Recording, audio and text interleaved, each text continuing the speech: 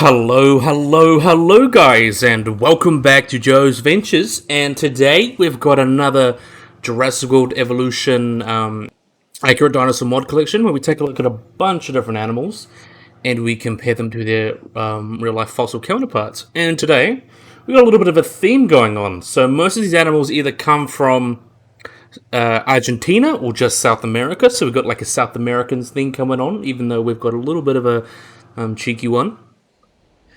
But yeah, really awesome. So the first 8 animals of this spotlight have been done as part of the Argentina pack. There was a couple passes of them, so I thought I'd put them all together in one pack, one episode, so you can all have a look at these wonderful animals. So these 8 animals, up until the last one, which I'll explain, was done by Hyper SGYT, El Toro Hammond, and Game Videos for Life. So these 3 people really made the dream work. So I'm really excited to show off the wonderful animals they have made. So we're going to be starting today with a really interesting guy here. We've got Macrogyrosaurus.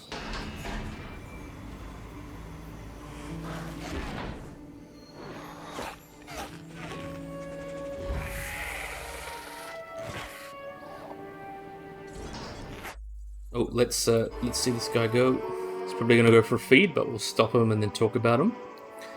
So Macrogyrosaurus, which means big eggmatic lizard, which is a very interesting name, is from the Upper Cretaceous or the Cornorian stage of the Cerabasona Formation in Argentina, which is in Patagonia. So let's see if he'll stop in the light.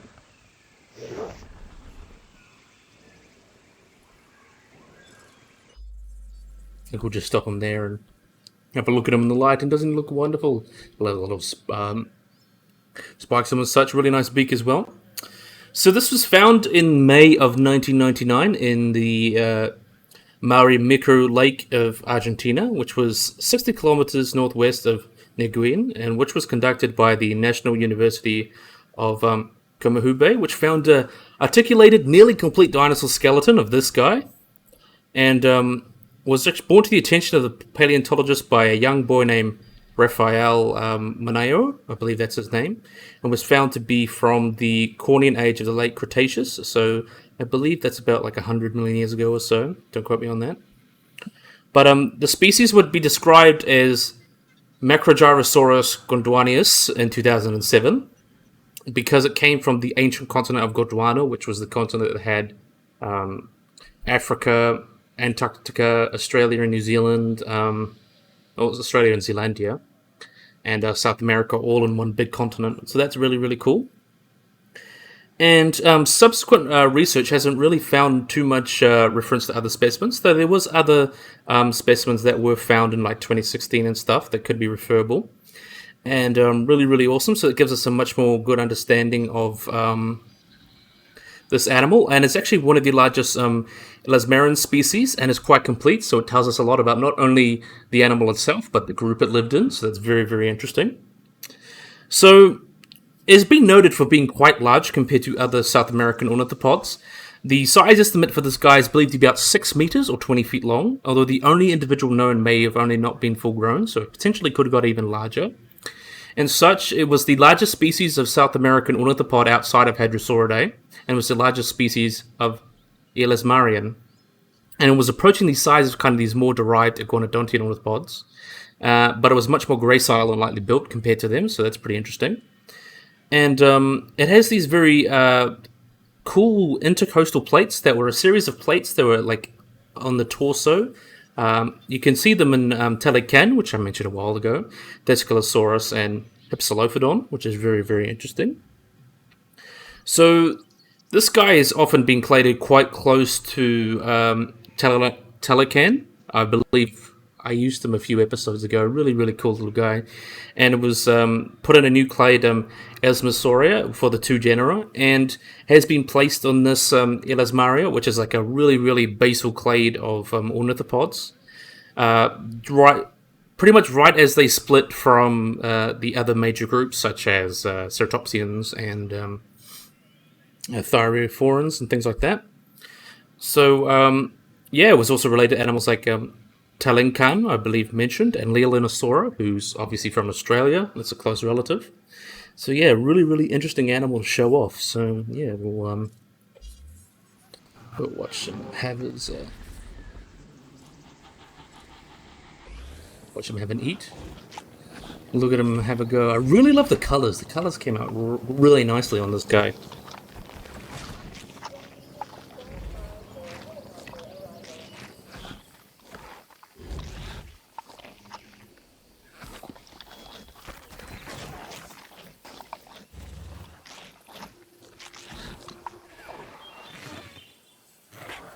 Look at him run off and do his thing now. So now we're going to move on to the next animal, I believe.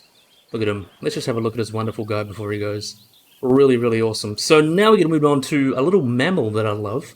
If you guys know the wonderful guy here is Neochirios, I believe Neochirios, which is a very interesting little guy. We'll have a look at him.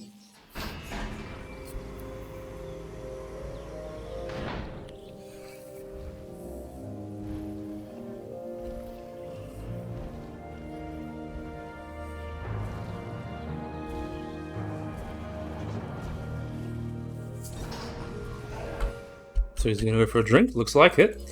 So this is a capybara, but not the capybara you're thinking of. Though there have been some species of Neochirios that have been lumped into the genus that is, I think it's called forgot the name of the genus of capybaras, like Hybronictus or something. There have been some species that have been lumped into that, or Hydronictus. So let's have a look at that. So there are a couple species. There is Hydrochirios. That's the name, the scientific name of capybaras. So there is two species pretty much known and have been synonymized with Hydrochirios a few times. But there is two main species. Is Astropi, which was the rodent species that lived right until the end of the Pleistocene, about 12,000 years ago. So it went extinct with most of the other large megafauna and was closely related to modern capybaras. And the species Astropi was found in South America. But the other species, Picanae, or I believe how I pronounced that, was actually found in the US. So it's found in such as Florida and South Carolina, places like that. And they believed to be during the Great American Biotic Interchange that happened about 5 million years ago. There were some species of rodents, such as obviously capybaras, as we mentioned, also porcupines, managed to move from South America up into North America through the Isthmus of Panama and through the Central America, along with other species such as terror birds, glyptodonts, ground sloths, animals like that, and managed to settle in the southern states of the US, such as I mentioned, Florida and Arizona and South Carolina, places like that, which would have been quite wet during the Pleistocene. So these guys, as I mentioned, originated from South America, then moved up, and actually believed to be some of the only cavimorph rodents that reached North America during this interchange. And these guys also got pretty big as well. So Picmani got to about 90 to 113 kilograms, or 200 to 250 pounds, which is 40% larger than the living capybara, and is actually one of the largest rodent species ever discovered, being surpassed by some other relatives such as Joseph Artegeza monsoni, I believe I pronounced that. That's a really huge one. That's the size of a rhino. Several other species of relatives such as Paranomes. So those were like more ancient relatives of the capybara, and the Pleistocene giant beaver Castoroides. And there have been remains found in southern North America for Picmani and throughout Central America, but the other species, Astropi, had been found all through South America, so like Brazil and things. So I think that's really cool. So we're going to let this guy drink. And it's a good excuse to have capybara who pulls up to the paleo after party. But yeah, I think it really came out nicely. I do like myself a good capybara. Really wonderful animal here. Let him have his drink.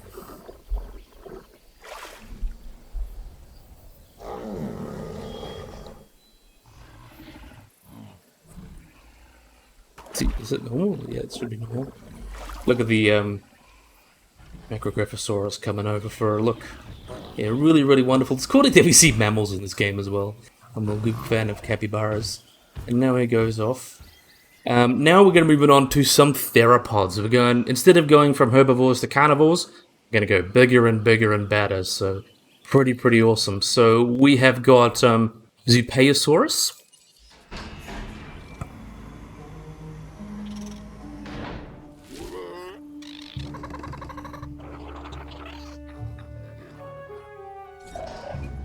So we're going to wait for him to go grab a drink. Ooh. Let's hope I don't catch him.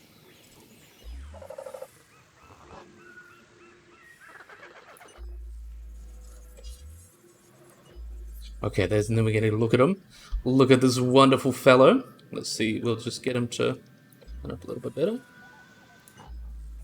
So look at this wonderful guy here. So this is Zupaysaurus, which is an extinct genus of early theropod that lived during the Nornian stage of the late Jurassic, so quite an early dinosaur, and is found in Argentina. It's found in the Los Corros Formation in the Isquilo Villa Una Basin, so found with all sorts of other early Jurassic things that I've mentioned over the past few episodes, of course. And although a full skeleton of this guy hasn't been discovered yet, it is often considered a bipedal predator that's up to 4 meters long and may have had these two parallel crests around its snout, though here it's just been specialized as just one. Or, not specialized, speculated to be just one. Still really awesome animal regardless, came out quite well. And it was discovered in May of 1977 and was published in 2003. The name Zupaysaurus comes from the Quaka word supe, which means devil, and saurus, which means lizard in Greek. So it's basically the devil lizard, and its name ties in a lot to Incan mythology and things like that. So it's really cool.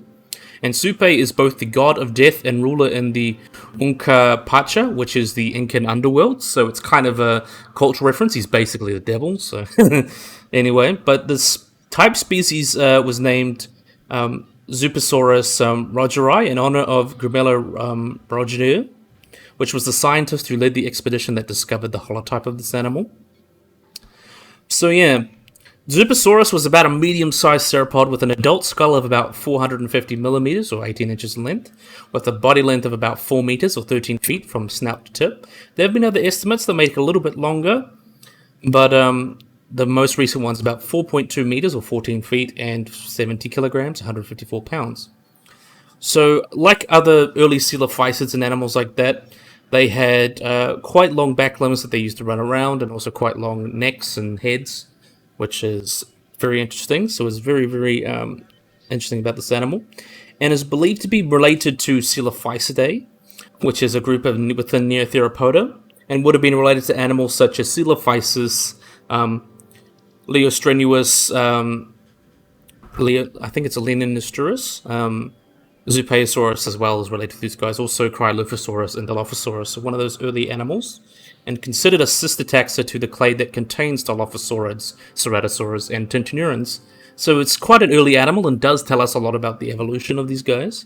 So it was discovered in these really interesting sediments that dated to about 228 to 208 million years ago, but has also been assigned to the slightly younger Rotarian stage, which was 208 to 201 million years ago. Substantial could have lived in both. And both specimens have been housed in the National University of La Rioja and La Rioja, Argentina. And the formation that it was found in is very interesting because it seems to be an ancient floodplain, which is home to many different species of sauropodomorphs, like early sauropods, such as Regisaurus, Lismosaurus, and Coloradosaurus, and which also shared this environment. And is also one of the earliest known faunal assemblages that really started to have dinosaurs take precedence. So a lot of the older ones usually have like Diectodonts and Pseudotsuchians and other weird Rausuchians as well. A lot of those really weird early archosaurs dominating the ecosystem, but this was the first one where you really see the dinosaurs start to take over. And 40% of the number of the tetrapod species known are from the formation are dinosaurs. So that really tells us a lot about how they came to become the dominating force of the Jurassic and the Cretaceous. And the non-dinosaurs that lived in this was also pseudosuchians, so that would include animals like aedosaurs, aedosaurs and phytosaurs, animals like that. Therapsids such as cynodonts, and potentially lots of other early reptiles, and also archosaurs, other basal archosaurs, or archosauromorphs. So very, very interesting, and I think it's a really cool animal to fit, so it's not just all from the late Cretaceous, some good mix there. And I really love the colors. I think it really just looks really nice, and the spikes that it has on the arm and the neck and the back, I think really gives it a lot of character. So yeah, now we're going to run off and have a food. So now we're going to move on to our next animal. So it's Piatnitzkysaurus, I believe how you pronounce it.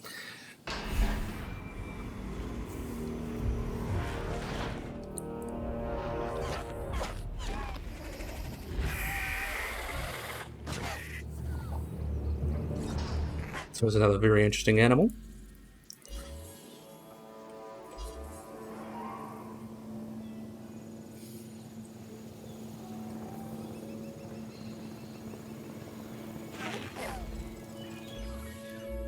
There we are, got him right in time. So this is a very, very interesting guy, as you can see here. Really, really funky. So this is Piatnitzkysaurus, I believe how you pronounce that. It's a genus of megalosaurids, so it's related to animals like Megalosaurus, Torvosaurus, and eventually Spinosaurus, that lived about 179 to 177 million years ago during the lower part of the Jurassic of what is now Argentina. And it seems to be quite this interesting, lightly built animal. They grew up to about 6.6 meters long, or 21 feet. And the type specimen, or the type species, was described in 1979 in honor of Alejandro Mashkelevi Pintsarnicki. He's a Russian-born Argentine geologist that was named in honor of him, but don't butcher me for the pronunciations, please. So the holotype, as I mentioned, was collected from rocks that are the middle to late Tenorian stage of the Jurassic period, so about 179 to 177 million years ago, and it was believed to be a basal carnosaur, but is now considered a megalosaur. So there have been a couple skeletons that have been found, and it's believed to be estimated like a relatively light-built, medium-sized theropod, as you can see here. The holotype is a subadult, though the other one I think is slightly larger. The estimates are 4.3 meters, or 14 feet, and about 450 kilograms, so almost a half a ton, 990 pounds. And it had powerful hind legs with 4 toes each foot, like your typical theropod. It genuinely resembles Allosaurus in a lot of ways, but it's clearly meant to be more basal and has a scapula that is more wide and shorter than derived tetraneurons. So it's really on its way to becoming animals like that. So is the Megalosauria. We also know its brain case has been reviewed in detail, which is pretty cool, and is the only member of Patagotitan with its cranial material preserved, so it does tell us a little bit about the brain. And the brain of the holotype of this guy shows to have no signs of deformation, and it shows that it kind of had lots of ossification and also had features such as a parasphenoid recess, which has been described in only 2 other known avian theropods, which is Asfaltovenator and Signothosaurus, and also tells us where it is. And it seems to have a lot of aspects of the brain case that seem to be very similar to other theropods, such as Ceratosaurus, Allosaurus, and Tyrannosaurus. So it's kind of a mixed anatomy and really shows how it was developing. So I think that's really, really awesome. So in terms of who it's related to, is most basal clade within Megalosauria, which contains animals such as Corneoraptor, Marchosaurus, Piatnitzkysaurus, and Gigantosaurus. So it's a very, very basal group. More, I think, a sister to Corydoraptor, though the exact relationships within the tree are kind of neither here nor there, so it's potential that further analyses may tell us a little bit more about them. So this was before the split of the Spinosaurs from the Megalosaurs. So really, really, really relative, and can tell us a lot about the evolution of animals like that, such as Torvosaurus and Spinosaurus and Baryonyx and animals like that. So yeah, we're going to watch him have his little drink here. Really, really awesome animal, I think.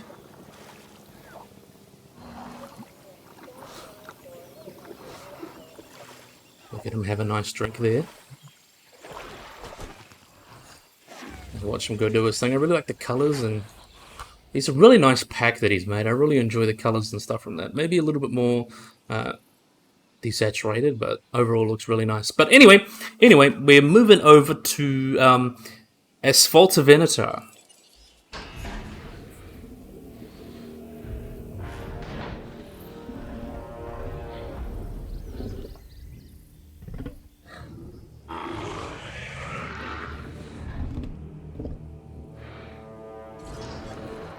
So let's see him have a go. Where is he going to run off to?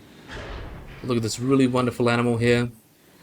This is Asfaltovenator, which means the Caldon Asfalto Formation Hunter, which is a bit of a mouthful, or just the Alfanto Hunter. Was named after the formation it was founded, the Caldon Asfalto Formation, just to clarify. Which is a possible Allosaurid dinosaur. It comes from the late Jurassic, or the lower Jurassic, from the Chubut province in Argentina, and is Asfaltovenator validi is the full genus and species, or its binomial name. He's going to go for a drink, I think. So let's just wait for him to stop.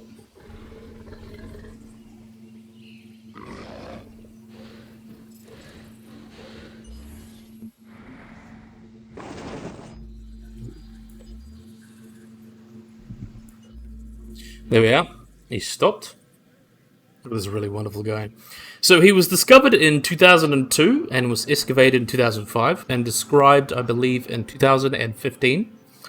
No, 2019 actually. It was named by Oliver Walter Misha Rahut and Diego Pol, which combined the names, so it basically means the Alfanto Formation Hunter, and is only known from its holotype, which is actually pretty complete, all things considered. It's considered a lot of the front half. It's got the skull, a lot of the vertebrae, a lot of the front half of the animal, lots of leg bones. So it is pretty well known, all things considered. So it also seems to be a pretty large animal with a skull about 75 to 80 centimeters long and a total body length that has been estimated about 7 to 8 meters. And it also seems it has a bunch of primitive and derived features that really tells its evolution.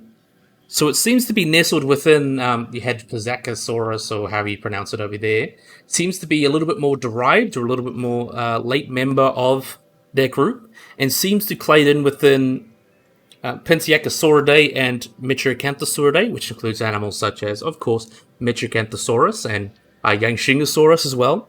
So it seems to be on that kind of basal Allosaurid grade, where it's kind of going off and becoming the Allosaurus that we know and love, and animals like that, or even later on to become Neochirios and animals like the Carodontosaurus and Giganotosaurus, animals like that. But yeah, I think that's really, really cool and tells us a lot about their evolution. So yeah, we're going to watch him have his drink here. I really love the colours on this guy as well. If you guys want to know my favourite colour, it's red, and I love red, and I think it's cool that it's being used so much. I think it's really awesome to show off these animals, and they look pretty accurate to what dinosaurs look like. It really, really came out awesomely, and I really love this guy. Now he runs off his dinner thing. And now, we are moving on to some sauropods, and everyone loves some good sauropods. So now we're going to move on to a really cool dinosaur. We've got Augustinia. How do you pronounce that? Augustinia.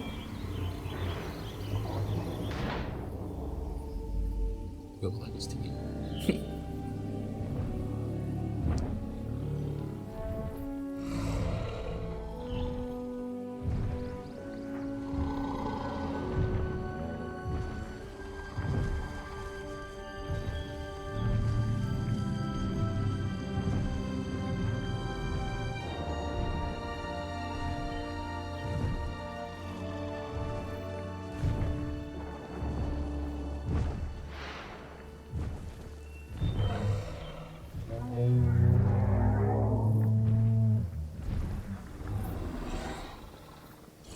This wonderful big man. And let's see him watch off and do his own thing. So, Augustinia was a genus of sauropod dinosaurs, as you can obviously see by his long neck, from the early Cretaceous period of South America, and contains a single species, so Augustinia liebagi, which is from a single specimen that was found in the Lohan Churia Formation in Argentina, which lived during the Albian and Aptian stages of the early Cretaceous, so between 116 and 108 million years ago. Hopefully you don't get any ideas, buddy.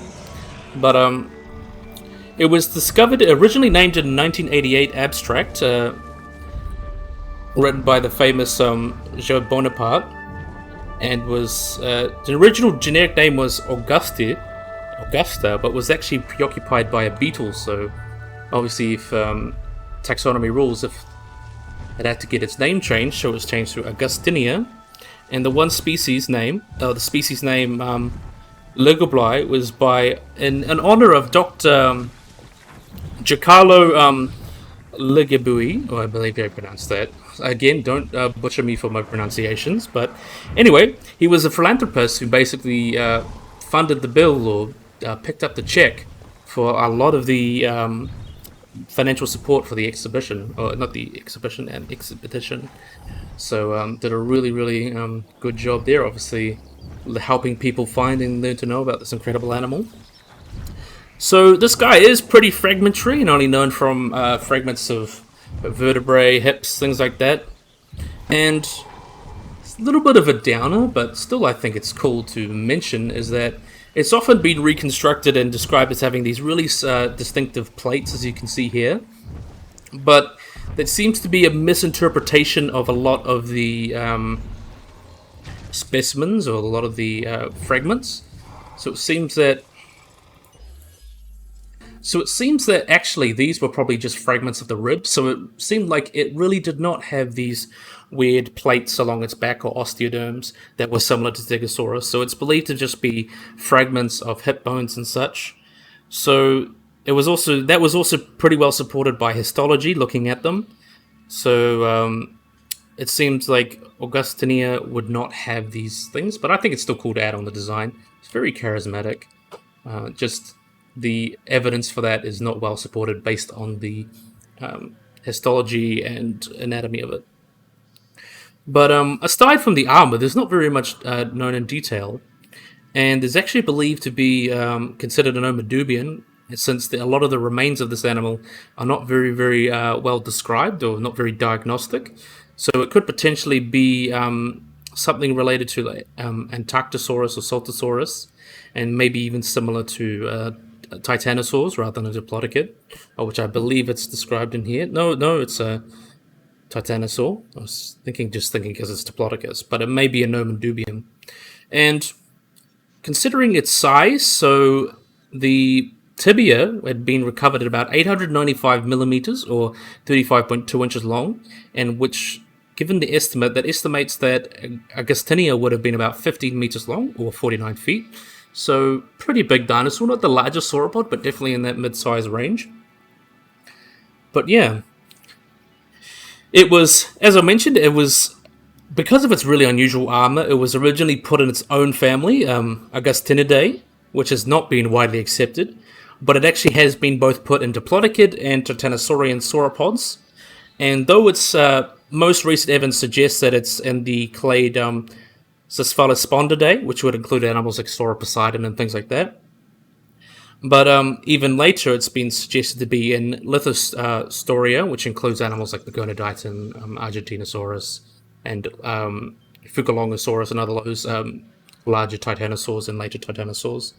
And it seems like that is neither here nor there, just because there's not enough diagnostic features from the skeleton to tell. This guy's in a bit of limbo, sadly. But we will watch him have a drink. Oh, that's on slow. Let him go normal. Let's look at this wonderful guy here. Huge animal.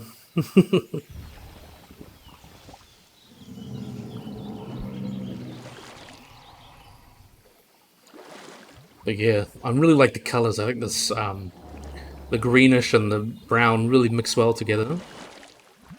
And I like the spikes and stuff, even though it's not the most accurate. I think it still gives a lot of character and personality.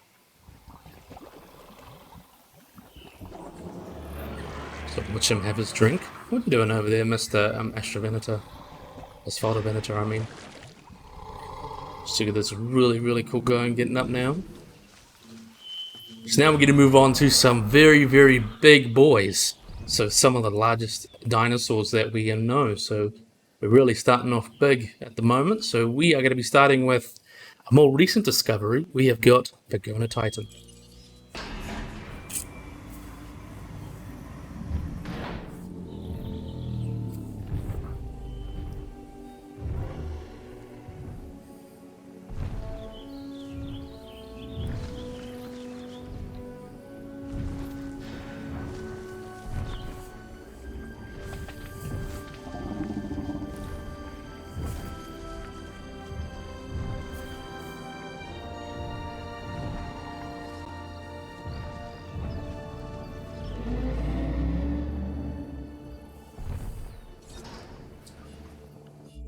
So it's a very interesting guy here. So I believe he's going to go probably walk over to that.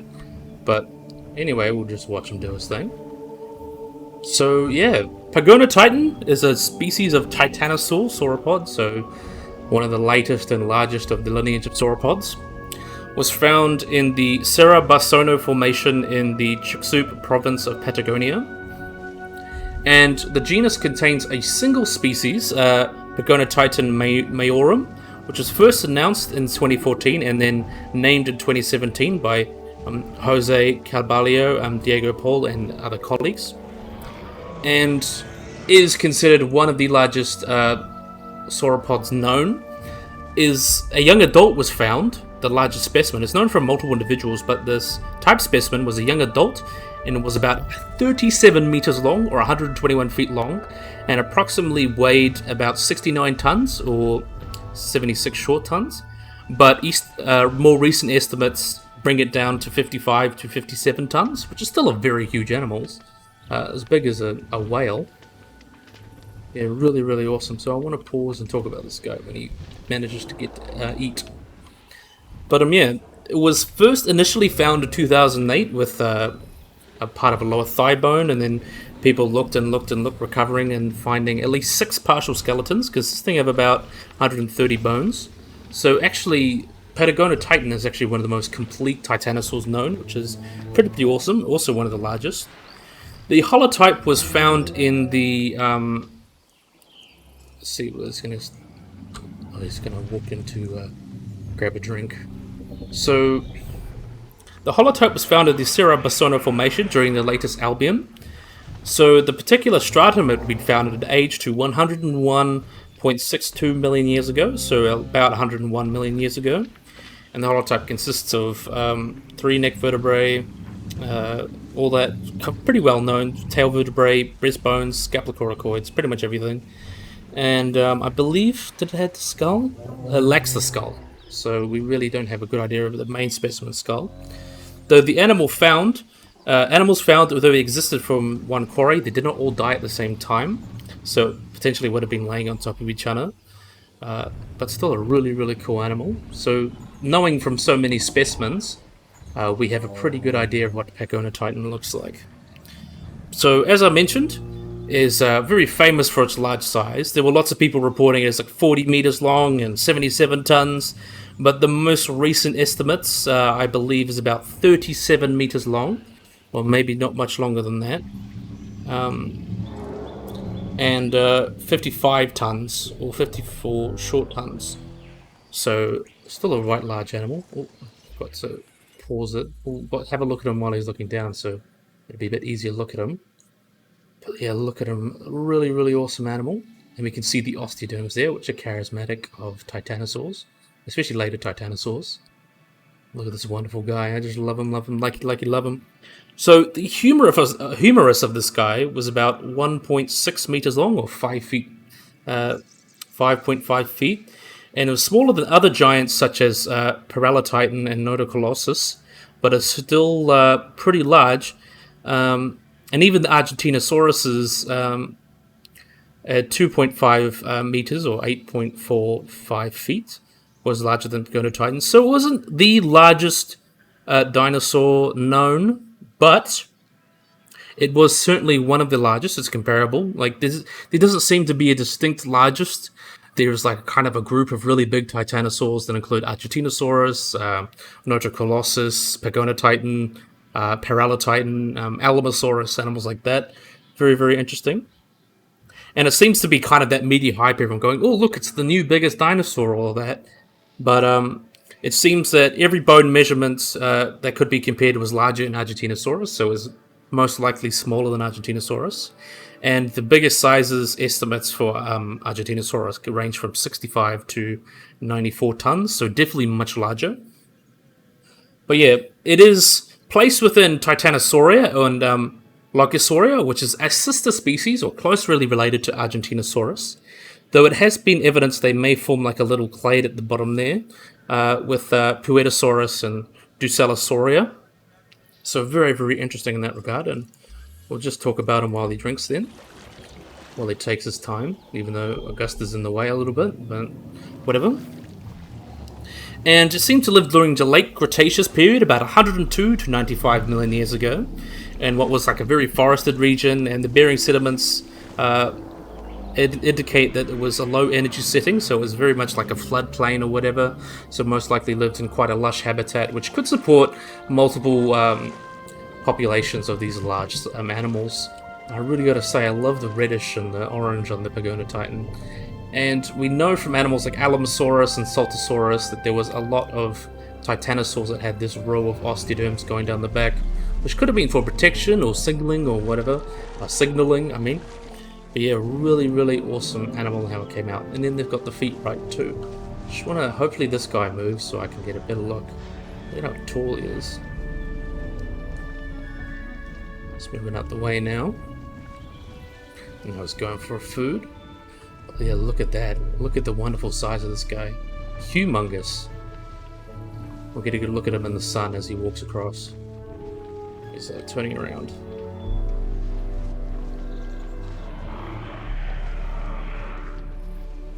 He's going for food now. Really, really huge.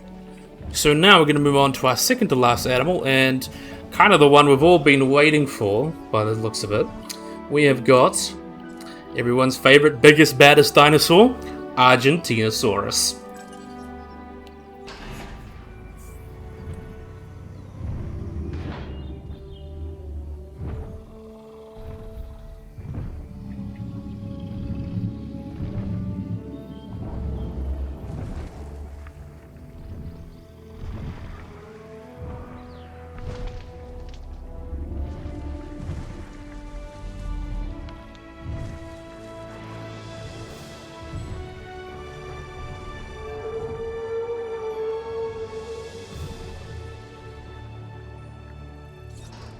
And before I get into him, I just love the black and grey, and he just got the nicest colours. I think he just looks wonderful.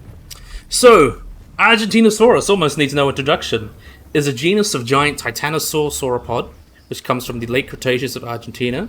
And although it's only known from a few fragmentary remains, it is one of the largest, if not the largest, land animal known to ever exist. And its estimates range from 30 to 40 meters, or 100 to 130 feet, and 50 to 100 tons, or 55 to 110 tons, even though a lot of those are bunk, as I'll get into. Let's see, he's probably going to go for food. But anyway, so the first Argentinosaurus bone was discovered in 1987 by a farmer near the city of Plaza Husul, which was also kind of... I can't even speak. The site that discovered this guy, they found it and they're like, oh, let's excavate it. And the excavation was led by the Argentine paleontologist Jose Bonaparte, which was conducted in 1989, which found several vertebrae and parts of a sacrum, which were fused vertebrae that between the back and the hips. Let's see, is he going to eat some food or is he going to go for a drink? But we'll just watch him. Oh, he's going to go for food. So let's just watch him turn around and then we'll pause it. Get a really good look at this guy. So yeah, look how very awesome he looks. So it's found as part of the sacrum. So they're the fused vertebrae between the tail and the back.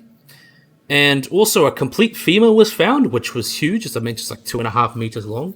Very, very big animal. And was described in 1993, so the same year as Jurassic Park came out.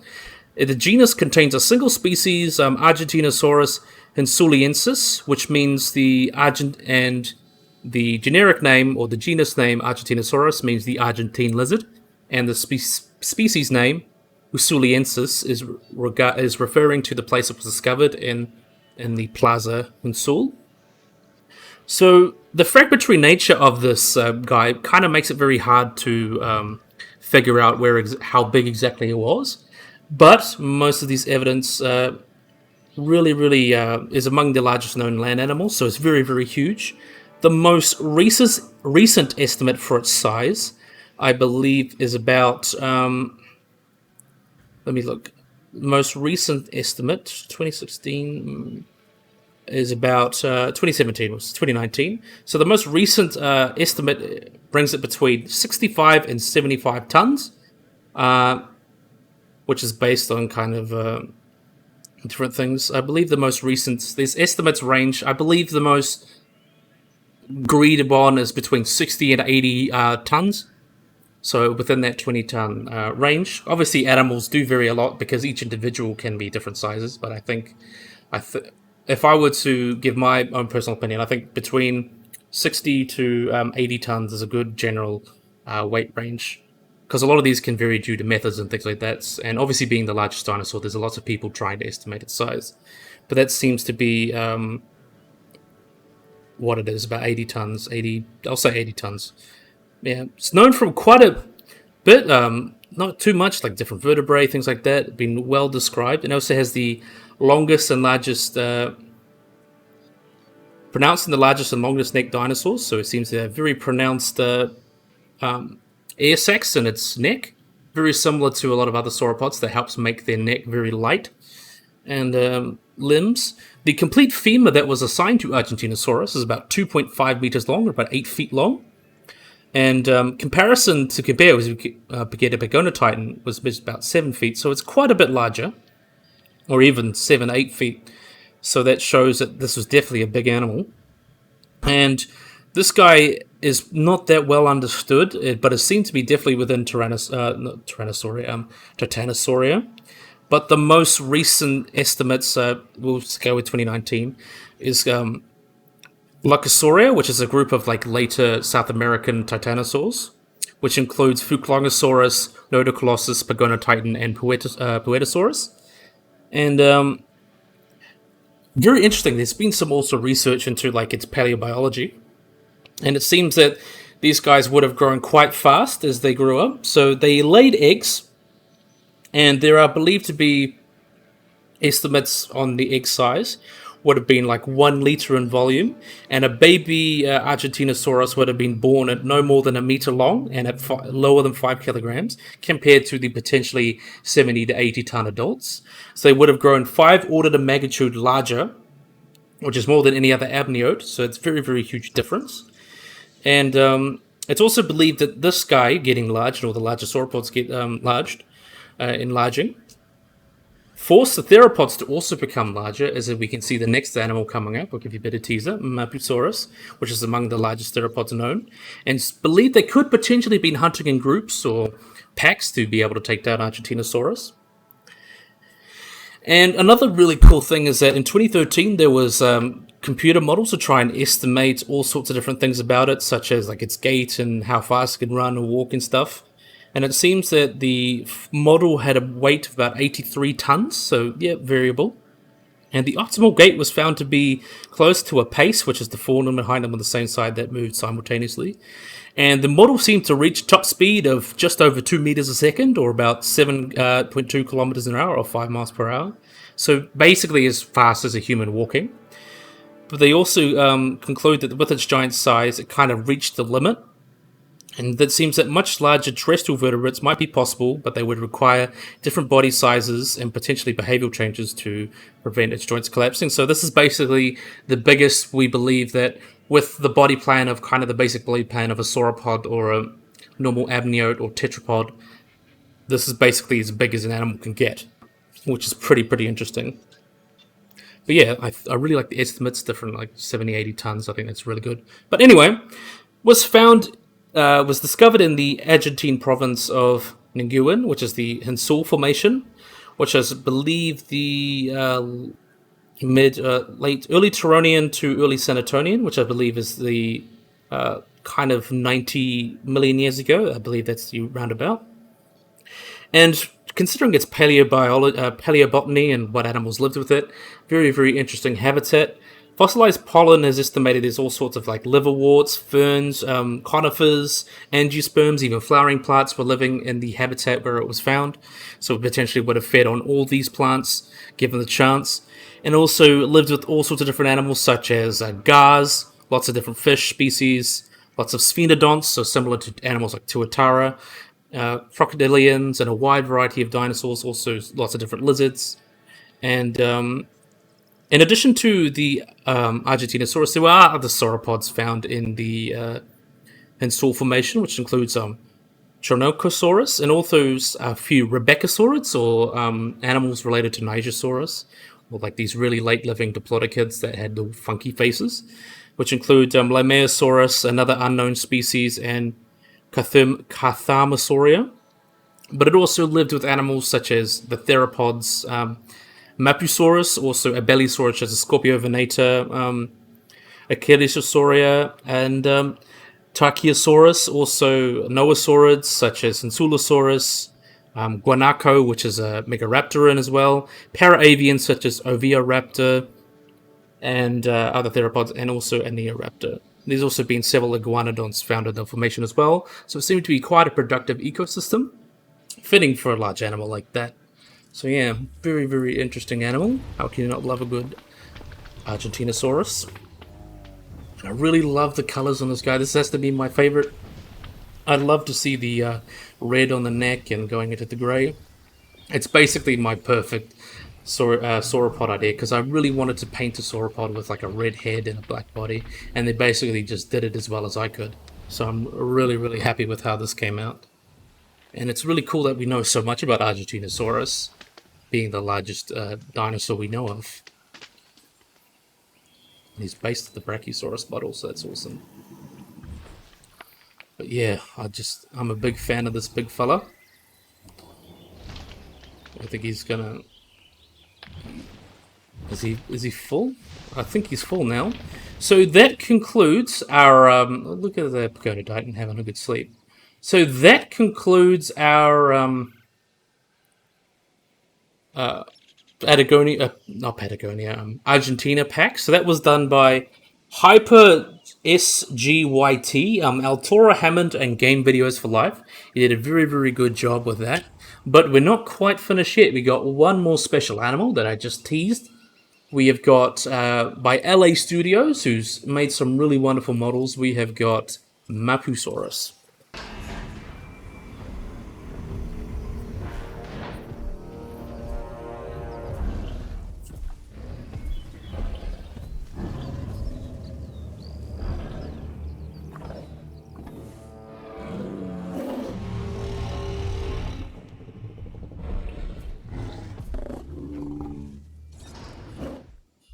So he's going to run off and do his thing.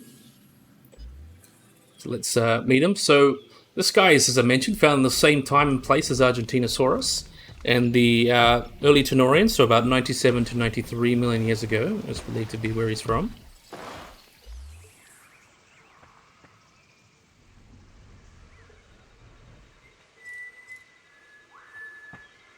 So make sure he gets nice and lined up so we can get a good picture of him. There we are. Look at this wonderful guy. Really like how the colors came out on this one as well. So yeah, it's Mapusaurus, which means earth lizard, is a Carcharodontosaurid, so related to animals such as Giganotosaurus and Carcharodontosaurus. It's from the early Cretaceous, early late Cretaceous, which is about 97 to 93 million years ago. From, as you guessed it, Argentina. Wait, I'm gonna cough. Anyway. Mapusaurus was excavated between 1997 and 2001 by the Canadian Dinosaur Project, which was found in from the exposure of the Sul Formation in Caldon de Gato, and was also described by paleontologists Rafaldo Correa and Phil Curry in 2006. The name Mapusaurus means land, Machupe word Mapu, which means land or of the earth, and Greek saurus, which is lizard. So Mapusaurus rosea was also named from the rose-colored rocks and in the fossils found, and also for Rose Letzman, who sponsored the expeditions to recover the fossils. So Mapusaurus is very famous for being a very large theropod, very similar in size to its relative Giganotosaurus. And the largest known individual was between 11.5 or 38 to 12.6 meters or 41 feet in length and weighed between 3 and 5 tons. The longest individual with a concrete length is about 10.2, but obviously there have been lots of isolated bones that seem to be from individuals that were comparable to Giganotosaurus in size, about 12 to 13 meters. Though it does seem to be slightly slimmer than Giganotosaurus. And the most recent estimate, 12.6 meters or 4.1 feet and 5 tons, which really just kind of, as I mentioned, estimates do be all over the place. So very interesting as well is that Mapusaurus was discovered in a bone bed with at least 7 different individuals with various growth stages, which show that may have represented kind of a long-term accumulation of carcasses, so sort of like a predator trap, but also could provide clues into Mapusaurus behavior, so very potentially may have been like a social group, maybe a pack or adults taking care of babies, so that's why it kind of explains the different ages. Very interesting hypothesis, though. It's really hard to prove, though. And it seems that it may have indicated these guys would have hunted in groups to attack the large sauropod Argentinosaurus, which lived with it. But there has been evidence that other theropods, such as Albertosaurus and Daspletosaurus, that may have been some sort of gregarious behavior or living together, which then again leads to maybe they hunted in organized packs or groups, such as like wolves do, or wild dogs, but there's really kind of no way to really prove that either way, though it is very possible. And it seems to be laid down in a freshwater deposit, and seems that these guys kind of retained, as they grew, it's called heterochromy, which is an evolutionary condition where an animal retains an ancestral characteristic during one stage of their life, but they lose it as they develop. So you can see the maxilla fenestrae is present in younger individuals, but as they mature, it disappears. So that's one thing that's considered ancestral. That's called heterochromy, which is very, very interesting and tells us a lot about Mapusaurus itself. So it seems to be closely related. It's in the group Giganotosaurini, which includes Tyrannotitan and Giganotosaurus, which descended from Charodontosaurini, which contains Charodontosaurus. So that's where it's believed its evolution to be. Though I don't believe it's that well accepted, maybe. I think it's well accepted enough. But yeah, found in the same place as Argentinosaurus, as I mentioned, was found with Argentinosaurus, of course, one of the largest sauropods, if not the largest. All the animals I mentioned before, like Scorpiovenator, guanaco, animals like that, and found with all sorts of things. I basically would be just going over what I said with Argentinosaurus, but yeah, found it a very rich formation with all sorts of really cool animals. And I gotta say, I really love how this looks. I love the orange on the face and the patterns. I think it came out really, really nice. Though the hands are still pronated, but we can let that slide. And I love the spikes going down the back. I think it really gives a lot of character, and I think it came out quite nicely. One of my favorite mods, I think, for Mapusaurus, or one of the favorite theropod mods. I think it came out really, really well. And just Mapusaurus is just a really cool dinosaur as well. So, good old Rosier. But yeah, we'll watch him have a drink, and I think we'll end the episode, which I think you guys will love, because he's special.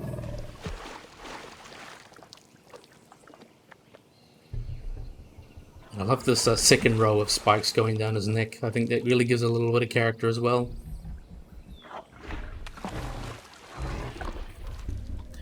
So yeah, that's the Argentina pack. So that was all the guys in here.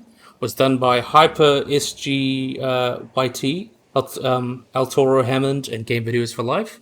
And our last guy here, Mapusaurus, was done by LA Studios. So just to clarify that, it seems like we're done. So yeah, I really, really, really hope you guys enjoyed this video. I hope you guys like and subscribe.